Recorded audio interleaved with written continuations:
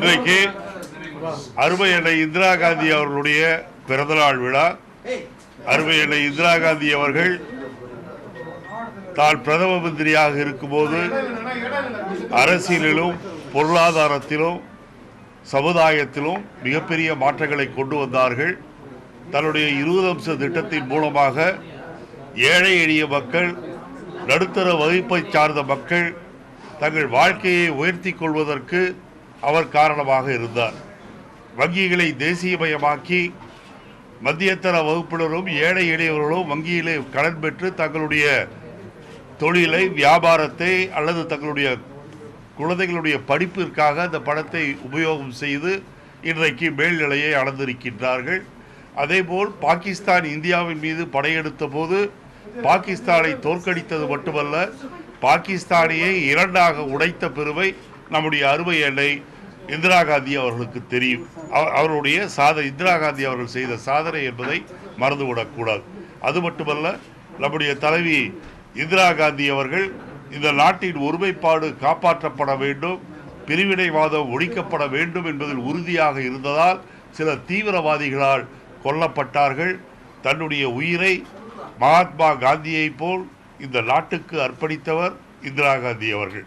அவர் இறக்கும்போது கூட, இறப்பதற்கு முதல் நாள், கொல்லப்படுவதற்கு முதல் நாள் பேசிய கூட்டத்தில், என்னுடைய உடலில் இருக்கும் ஒவ்வொரு சொட்டு இரத்தமும் இந்த நாட்டின் ஒருமைப்பாட்டை காப்பாற்றுவதற்கு பாடுபடும் என்று சொன்னவர் நம்முடைய அருமை அன்னை இந்திரா காந்தி.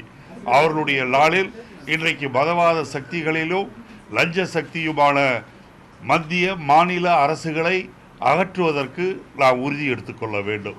இன்னொன்று, ஜெயலலிதாவை பொறுத்தவரையில் வெள்ளத்தால் பாதிக்கப்பட்ட எந்த பகுதிக்கும் செல்லவில்லை. ஏதோ பெயரளவிற்கு ஆர்கே நகருக்கு மட்டும் காரிலே சென்றுவிட்டு கீழே கூட இறங்காமல் வந்துவிட்டார். மிகவும் பாதிக்கப்பட்ட மாவட்டம் கடலூர் மாவட்டம். அந்த கடலூர் மாவட்டத்தில் கார் மூலம் கூட போகாமல் ஹெலிகாப்டர் மூலமாவது அவர் சென்று பார்வையிட வேண்டும் என்று பலமுறை வற்புறுத்தியும் அவர் இன்னும் கோட்டையிலே உட்கார்ந்து கொண்டு, வீட்டிலே உட்கார்ந்து கொண்டு பூங்காக்களை திறப்பதிலும் மற்றும் பல நிகழ்ச்சிகளை தொடக்கி வைப்பதிலும் தான் ஆர்வம் காட்டுகின்றாரே ஒழிய, மழையால், வெள்ளத்தால், புயலால் பாதிக்கப்பட்ட லட்சக்கணக்கான மக்களுக்கு நிவாரணம் தருவதில் எந்த அக்கறையும் ஜெயலலிதா காட்டவில்லை என்பது மிகவும் கொடுமையான விஷயம். ஜெயலலிதா தினந்தோறும் ஒரு திட்டத்தை அறிவித்து கொண்டிருக்கின்றாரே ஒழிய எதையும் உருப்படியாக செய்யவில்லை. மக்கள் மழை வந்தால், வெள்ளம் வந்தால், புயல் வந்தால் எந்தெந்த இடங்களில் பாதிக்கப்படுகின்றார்கள் என்பது அரசாங்கத்திற்கு ஏற்கனவே தெரிந்திருந்தும் முன்னெச்சரிக்கை நடவடிக்கையாக எதுவும் எடுபடாமல் இருப்பது வேதனைக்குரியது. பாதிக்கப்பட்ட பகுதிகளில் தங்களுடைய கட்சிக்காரர்களுக்கு மாத்திரம் ஏதோ உதவி செய்துவிட்டு மற்ற பொதுமக்களுக்கு உதவி செய்யாதது மிகவும் அவலம், கட்டணத்துக்குரியது. குறிப்பாக கடலூர் மாவட்டத்தில் வீசூர் போன்ற பகுதிகளில் செல்கின்ற அதிமுக அமைச்சர்களும் அதிகாரிகளும் அதிமுக சேர்ந்தவர்களுக்கு மாத்திரம் ஏதோ நிவாரணம் கொடுத்துவிட்டு வந்து விடுகின்றார்கள்.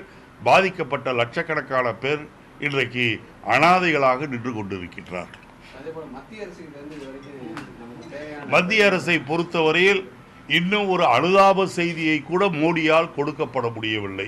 இந்த நாட்டின் பிரதமராக இருந்து இவர் என்ன சாதிக்கின்றார் என்று எனக்கு தெரியவில்லை.